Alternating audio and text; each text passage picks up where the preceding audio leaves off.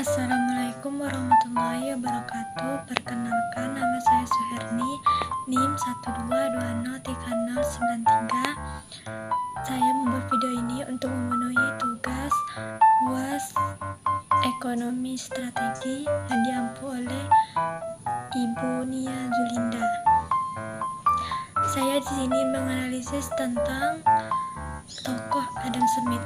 Adam Smith adalah bapak ekonomi modern, pencetus teori ekonomi klasik. Strategi ekonominya berpusat pada konsep tangan tak terlihat yang menekankan pentingnya pasar bebas dan persaingan.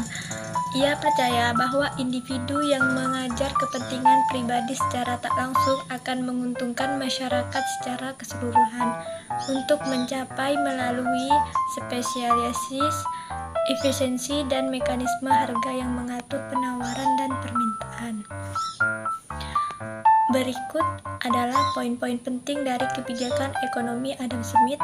Yang pertama, laissez-faire.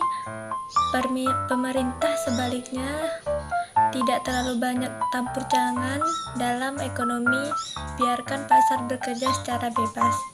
Yang kedua, persaingan yang sehat antara pelaku ekonomi akan mendorong inovasi, efisiensi, dan harga lebih baik. Yang ketiga, pembagian kerja, yaitu spesialis pekerja akan meningkatkan produktivitas atau output. Yang keempat, perdagangan bebas. Perdagangan bebas antara negara yang bebas dari hambatan akan menguntungkan semua pihak yang terlibat. Yang kelima, invisible head, yaitu meskipun setiap individu mengejar kepentingan pribadi, tindakan mereka secara tidak langsung akan menguntungkan masyarakat secara keseluruhan. Berikutnya, analisis kebijakan ekonomi Adam Smith dan teori ekonomi strategi relevan. Yang pertama, laissez-faire dan teori pasar sempurna. Konsep laissez-faire Smith terkait era dengan teori pasar sempurna, perfect competition. Teori ini mengasumsi banyak penjual dan pembeli, produk homogen, informasi sempurna, dan pemudah masuk dan keluar pasar. Dalam kondisi ini, tangan tak terlihat bekerja secara optimal untuk mengalokasikan sumber daya secara efisiensi dan menentukan harga keseimbangan. Namun, pasar sempurna jarang terjadi dalam praktiknya. Monopoli informasi, sistemasi, dan hambatan masuk pasar seringkali mengganggu mekanisme pasar bebas.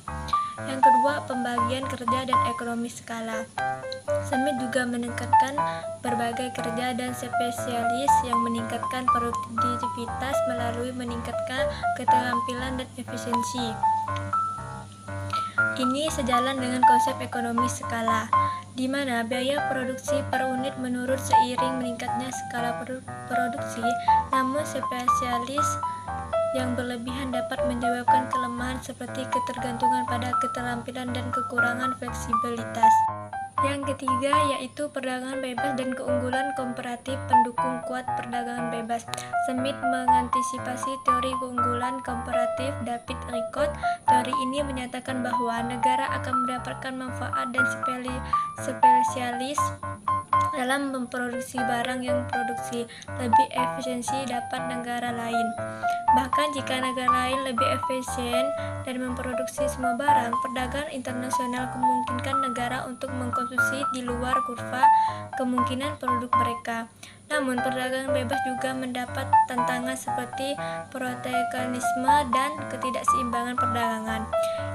Yang keempat yaitu teori perilaku konsumen dan produsen. Pemikiran Smith tentang kepentingan diri sebagai pendorong utama aktivitas ekonomi berdasarkan teori perilaku konsumen dan produsen dalam ekonomi mikro. Konsumen berusaha memaksimalkan kepuasan, sementara produsen berusaha memaksimalkan keuntungan. Interaksi antara perilaku ini dalam pasar yang komparatif dan menentukan harga dan kualitas barang dan jasa yang diperdagangkan. Berikutnya, evaluasi kebijakan Smith dalam kerangka ekonomi strategi. Meskipun kebijakan Smith memiliki banyak keunggulan dan beberapa aspek yang perlu dievaluasi dalam kerangka ekonomi strategi, yang pertama yaitu kegagalan pasar. pasar bebas tidak selalu menghasilkan alokasi sumber daya yang optimal. Beberapa sektor mungkin mengalami kegagalan pasar seperti eksternalitas biaya yang bermanfaat yang tidak tercermin dalam harga pasar. Yang kedua yaitu ketidaksetaraan.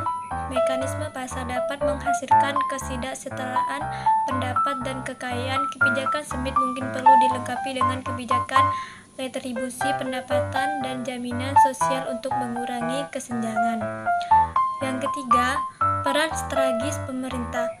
Dalam ekonomi global yang semakin kompleks, pemerintah perlu aktif dan meneruskan kebijakan industri yang mendukung pertumbuhan ekonomi jangka panjang. Dalam pendidikan, penelitian dan pengembangan serta infrastruktur strategis. Yang terakhir yaitu rekomendasi saran dari saya.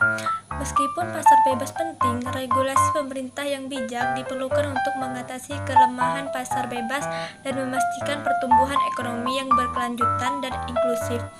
Hal ini meliputi regulasi lingkaran perlindungan konsumen dan jaringan pengalaman sosial. Baik, itu penyampaian dari rangkuman saya. Sekian, terima kasih. Wassalamualaikum warahmatullahi wabarakatuh.